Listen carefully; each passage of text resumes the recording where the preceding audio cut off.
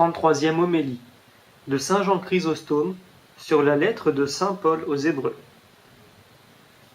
C'est pourquoi, commençant à posséder ce royaume immuable, conservons la grâce par laquelle nous puissions rendre à Dieu un culte qui lui soit agréable, étant accompagné de respect et de piété, car notre Dieu est un feu dévorant. Hébreux, chapitre 12, verset 28, au chapitre 13, verset 16. Saint Paul dit « C'est pourquoi, commençant à posséder ce royaume immuable ». Saint Paul disait déjà ailleurs « Les choses visibles sont temporelles, mais les invisibles sont éternelles ». 2 Corinthiens chapitre 4, verset 18. Et de cette réflexion, il tirait un motif de nous consoler dans les maux que nous supportons durant la vie présente. C'est la même pensée, c'est la même conclusion qu'il fait valoir ici. Il dit « Conservons la grâce », c'est-à-dire « Rendons grâce à Dieu et demeurons fermes et fidèles, car non seulement nous ne devons pas murmurer à raison du présent, mais nous sommes obligés de garder la plus vive reconnaissance à raison de l'avenir promis. » Il dit aussi « La grâce par laquelle nous puissions rendre à Dieu un culte qui lui soit agréable. » Comprenez ? C'est ainsi qu'il nous faut servir Dieu, nous efforçant de lui plaire, lui rendant grâce en toutes choses. Comme dit ailleurs l'apôtre, « Agissez en tout, sans murmure et sans dispute. » Philippiens chapitre 2, verset 14. Car, ce qu'on fait en murmurant, ou en retranche le mérite, on en perd le salaire, comme il est arrivé aux Israélites.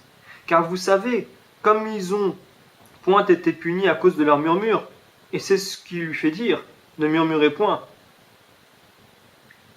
Il vous est donc impossible de servir Dieu de manière à lui être agréable, si vous ne lui rendez grâce de tout événement, des jours d'épreuve comme des temps de calme. Il dit, avec crainte et respect, c'est-à-dire sans jamais nous permettre une parole d'orgueil ou d'impudence, mais au contraire, nous maîtrisant toujours sous la loi et la pratique du respect. C'est ce que nous recommande cette expression, avec crainte et respect. L'apôtre dit, conservez toujours la charité avec vos frères. Ne négligez pas d'exercer l'hospitalité, car c'est en la pratiquant que quelques-uns ont reçu pour hôte des anges sans le savoir. Hébreux chapitre 13, versets 1 et 2. Voyez-vous comme l'apôtre leur recommande de garder leur ligne actuelle de conduite sans leur enjoindre autre chose. Ainsi, il ne dit pas « aimez vos frères », mais « conservez votre charité à l'égard de vos frères ». Et il ne dit pas non plus « soyez hospitaliers », comme s'il ne l'était pas déjà, mais seulement « n'oubliez pas la sainte hospitalité », car la tribulation fait négliger trop facilement ce devoir. Puis, ajoutant un motif bien capable de les exciter à le remplir, il ajoute « c'est en la pratiquant que quelques-uns ont reçu pour hôte des anges sans le savoir ». Comprenez-vous quel fut pour eux l'honneur et l'avantage ? Qu'est-ce que cela veut dire sans le savoir ? C'est-à-dire que sans reconnaître les anges, ils leur donnèrent l'hospitalité. Ainsi c'était pour Abraham une grande récompense d'avoir déjà reçu, sans qu'il s'en doutât, des anges même pour hôtes. S'il les avait connus comme tels, sa conduite n'aurait rien d'admirable. Quelques interprètes pensent que l'apôtre en ce passage fait allusion à Lot. Souvenez-vous de ceux qui sont dans les chaînes, comme si vous étiez vous-même enchaîné avec eux, et de ceux qui sont affligés comme étant vous-même dans un corps mortel. Que le mariage soit traité de tous avec honnêteté, et que le lit nuptial soit sans tache. Car Dieu condamnera les fornicateurs et les adultères. Que votre vie soit exempte d'avarice. Soyez contents de ce que vous avez. Versets 3 à 5. Vous voyez comme saint Paul aime à parler fréquemment de la sainte continence.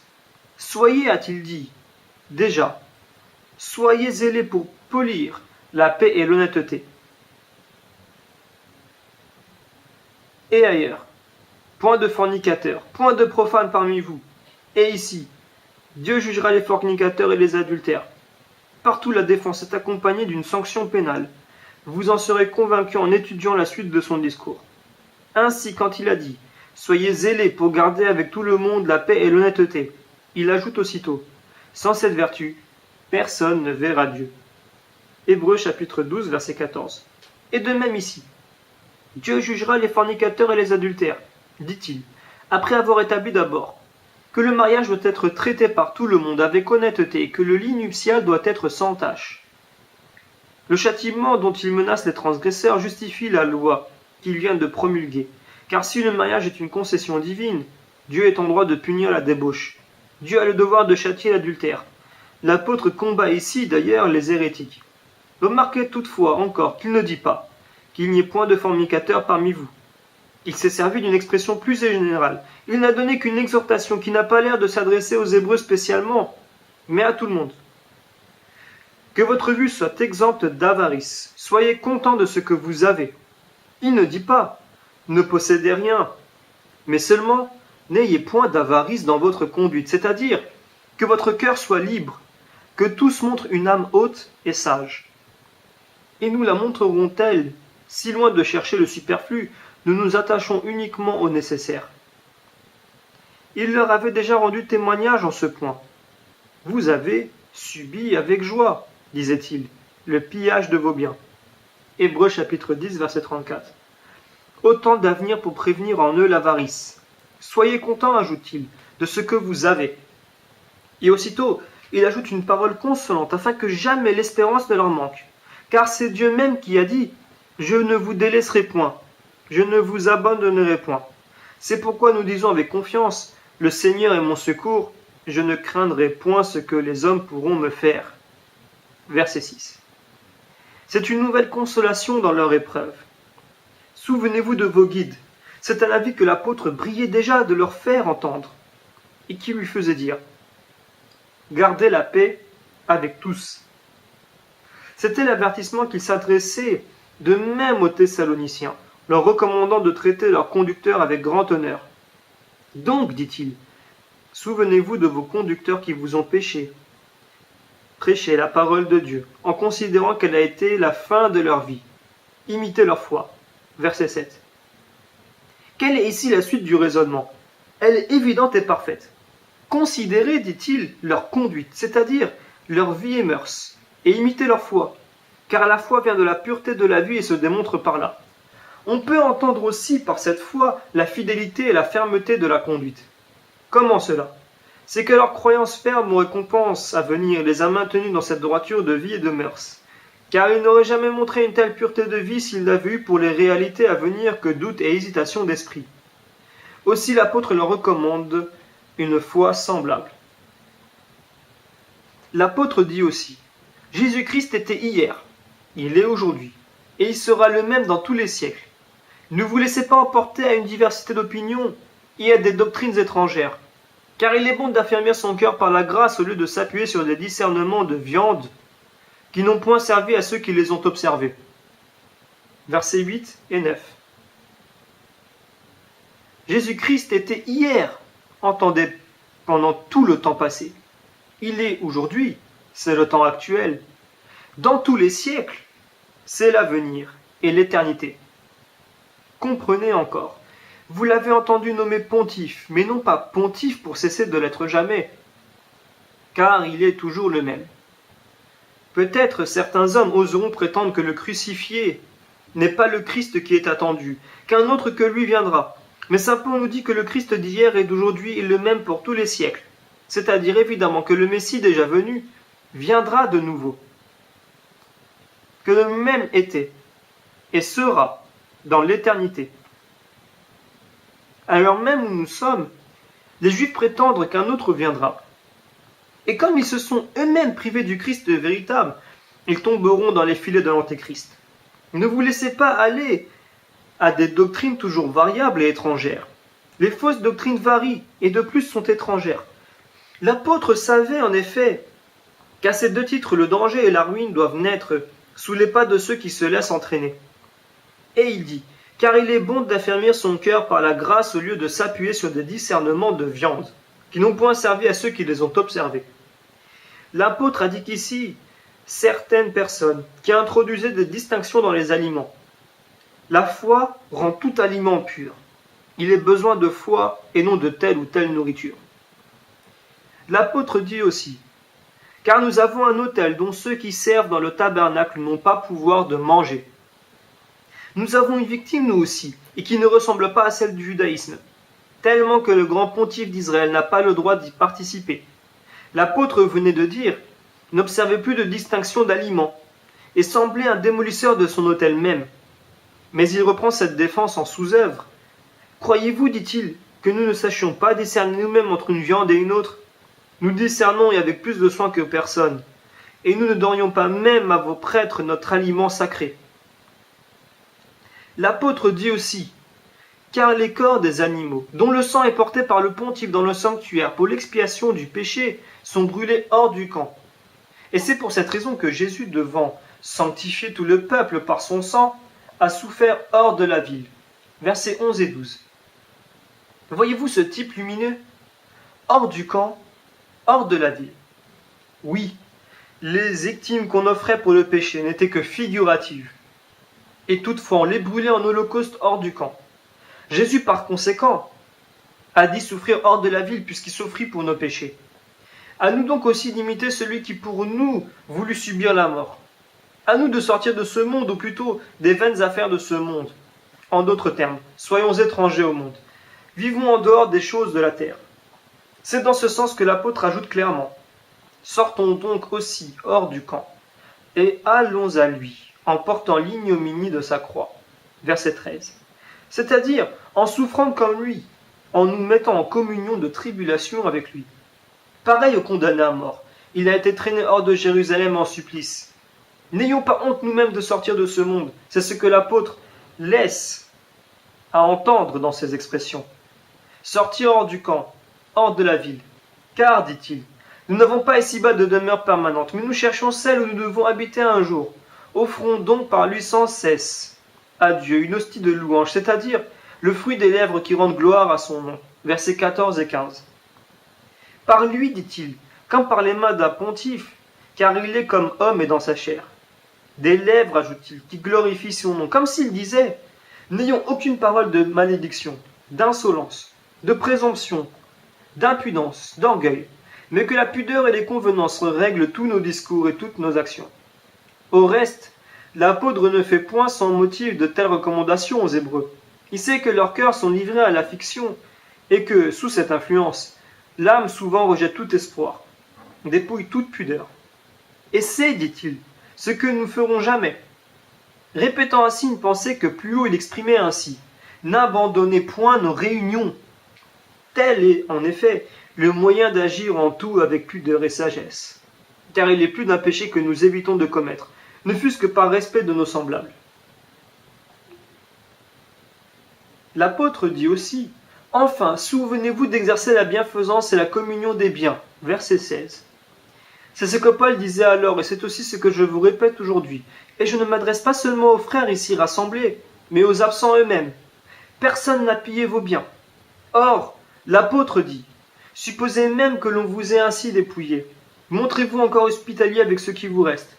Quelle excuse aurons-nous donc à l'avenir, quand ses disciples entendent un tel langage après ce pillage de leurs biens? Et remarquez que l'apôtre dit ici, n'oubliez pas d'exercer la bienfaisance, après avoir dit l'hospitalité, n'indiquant pas par conséquent tantôt un précepte, tantôt un autre, mais un seul et même précepte sous des expressions différentes. Il ne dit pas « n'oubliez pas de recevoir les étrangers », mais « n'oubliez pas l'hospitalité », c'est-à-dire non seulement recevez, mais aimez l'étranger.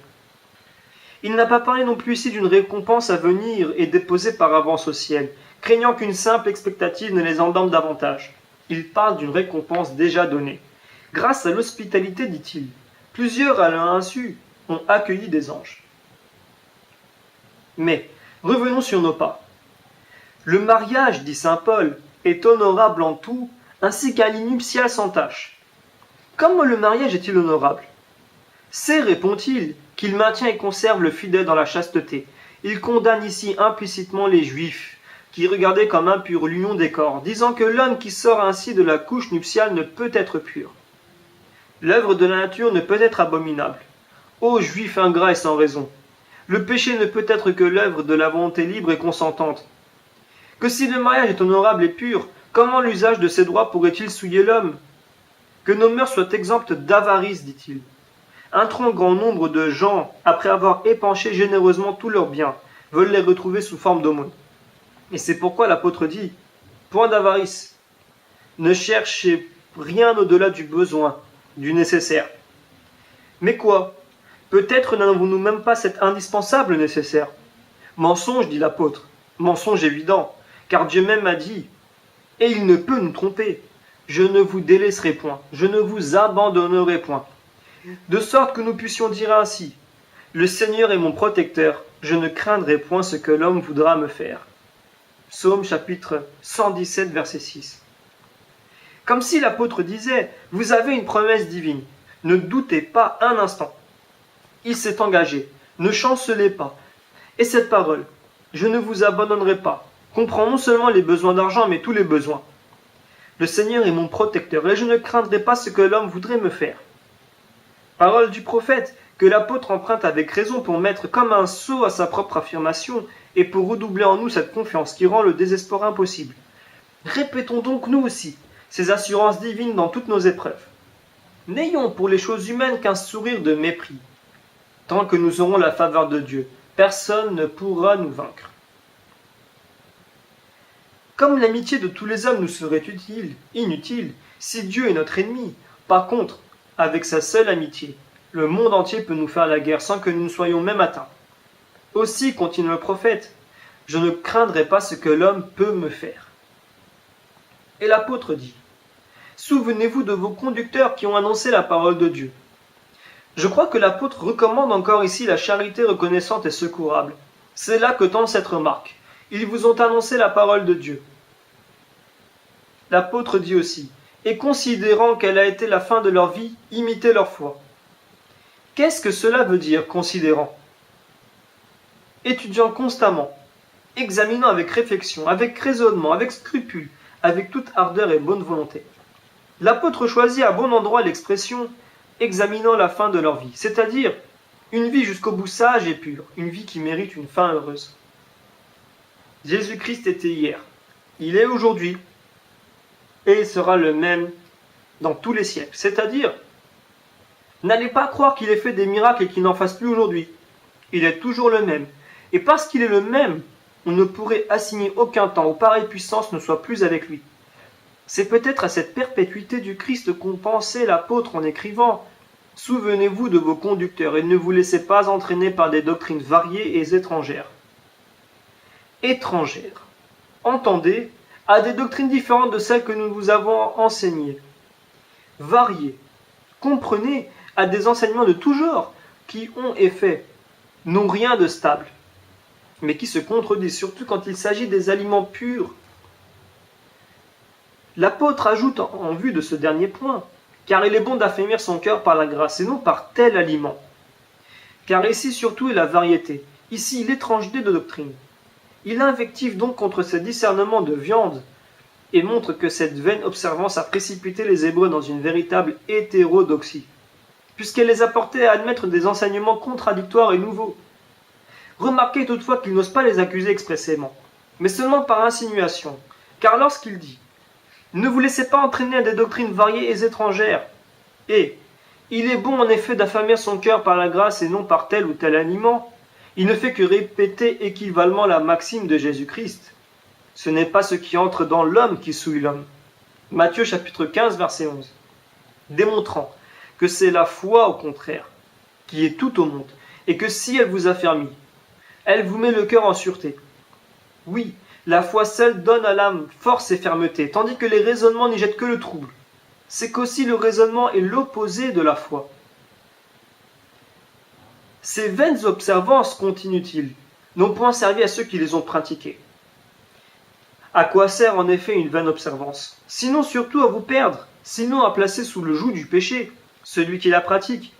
S'il faut des observances, cherchez et suivez celles qui peuvent être utiles à qui les embrasse. Une bonne observance, ce serait la fuite du péché, la droiture du cœur, la piété envers Dieu, la foi vraie et pure.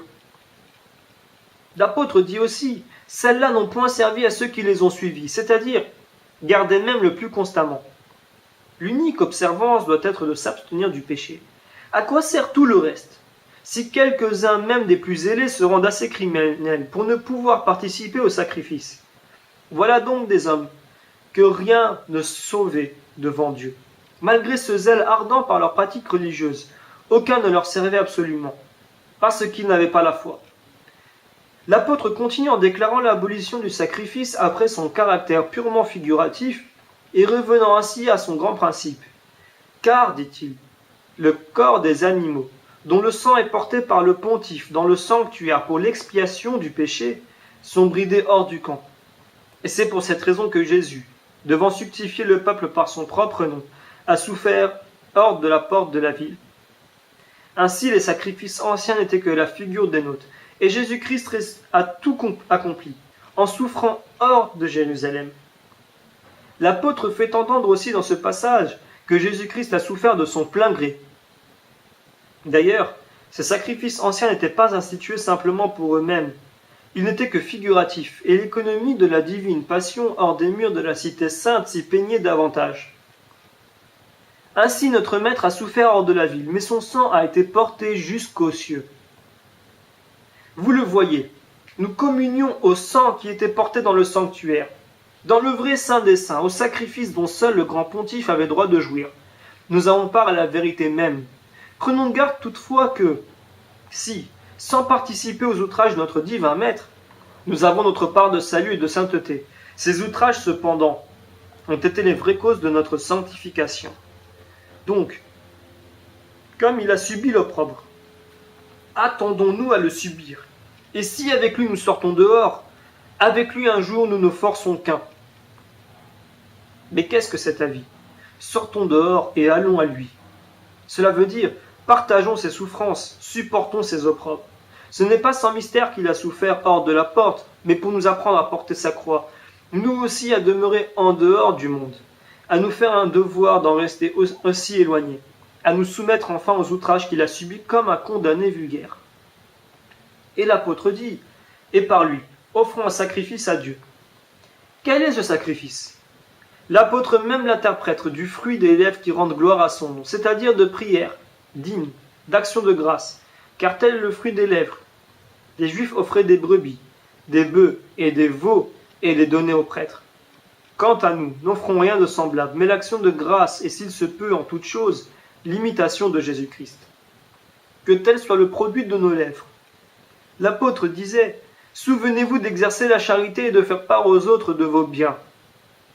Car c'est par de semblables hosties qu'on se rend favorable à Dieu. Mettons ce sacrifice aux mains de notre Seigneur pour qu'il les offre au Père. L'offrande ne peut parvenir en effet que par le Fils, ou plutôt par le cœur contrit. Cette recommandation s'accommode à la faiblesse de fidèles encore peu instruits, car bien évidemment au Fils même la grâce appartient autrement. Comment aurait-il droit à l'égalité d'honneur avec son Père? Or, dit Jésus-Christ, il faut que tout soit dans le Fils comme ils honorent le Père. Jean chapitre 5, verset 23. Si donc la gloire du Père peut se séparer de la glorification du Fils, où est l'égalité d'honneur? Le fruit des lèvres qui glorifie son nom, disait l'apôtre. C'est l'action de grâce à lui rendue, en mémoire de tout ce qu'il a souffert pour nous. Supportons avec reconnaissance, pauvreté, maladie, tout au monde enfin. Lui seul connaît ce qui est dans notre intérêt véritable. En effet, nous savons ce que nous devons demander à Dieu. Romains, chapitre 8, verset 26. Que si nous ignorons quel doit être l'objet même de nos demandes, comment, à moins que l'Esprit de Dieu nous le suggère, connaîtrions-nous nos vrais intérêts? Efforçons-nous donc d'offrir en toute chose l'action de grâce, de supporter tous les événements avec générosité de cœur, quand nous sommes en proie à la pauvreté, à la maladie. Rendons grâce à Dieu. Rendons-lui grâce.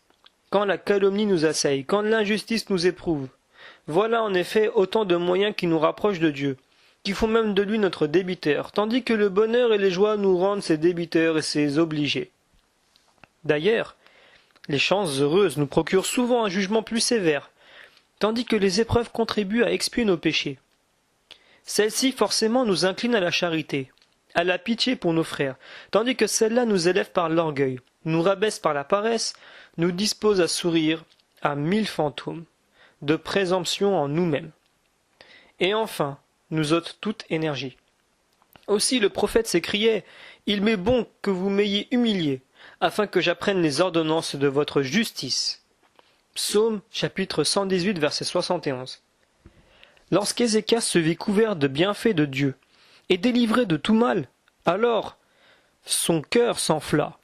Mais quand il devint malade, aussitôt il s'humilia et dès lors se rapprocha de Dieu. Quand le Seigneur frappait son peuple, dit l'Écriture, alors celui-ci le cherchait, se convertisait et faisait retour dès le matin. Psaume, chapitre 77, verset 34.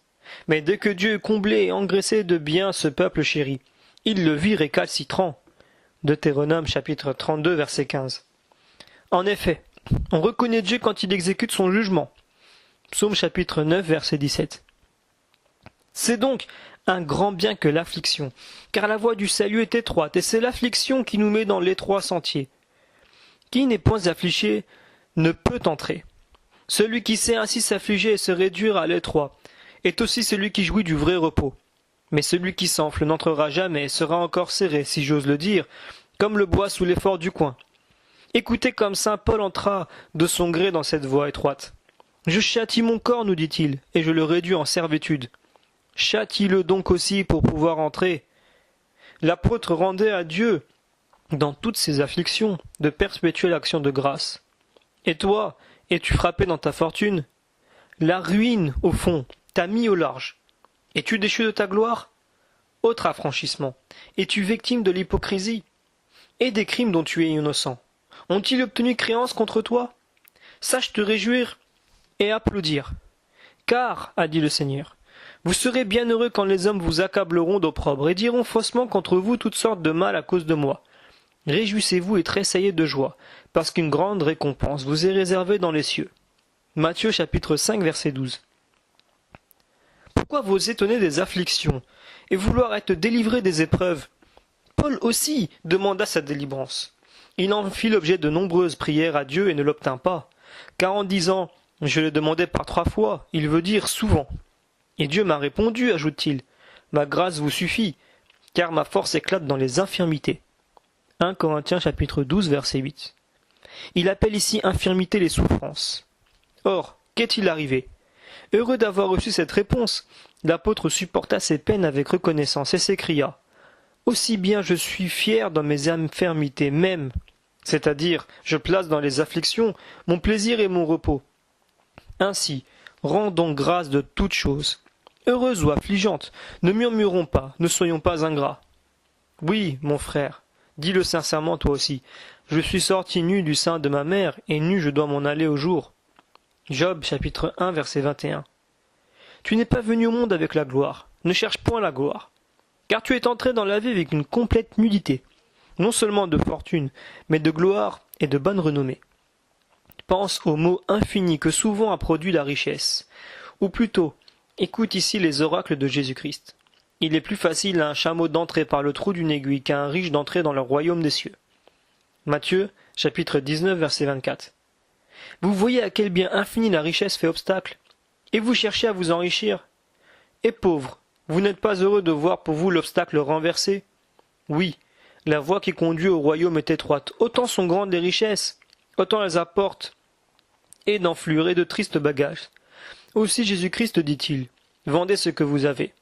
Matthieu chapitre 19 verset 21. Pour que l'étroit sentier vous reçoive, pourquoi désirer l'argent? Dieu vous l'a retiré pour vous affranchir d'un véritable esclavage. Un vrai père, souvent, quand il a constaté que son fils s'est perdu par une honteuse fréquentation, et que d'ailleurs il n'a pu par ses avis lui persuader de le rompre, agit lui-même et chasse cette créature bien loin. L'argent trop abondant est une attache de ce genre. Aussi, prenons en main nos intérêts, et nous sauvant du malheur que l'or entraîne, le Seigneur nous enlève cet or maudit. Ne gardons pas en conséquence la pauvreté comme un mal. Le seul mal, c'est le péché. Le seul bien, c'est de plaire à Dieu. Cherchons plutôt la pauvreté, poursuivons-la avec amour. Ainsi saisirons-nous le ciel, ainsi gagnerons-nous les biens promis. Puissions-nous y arriver tous. Amen.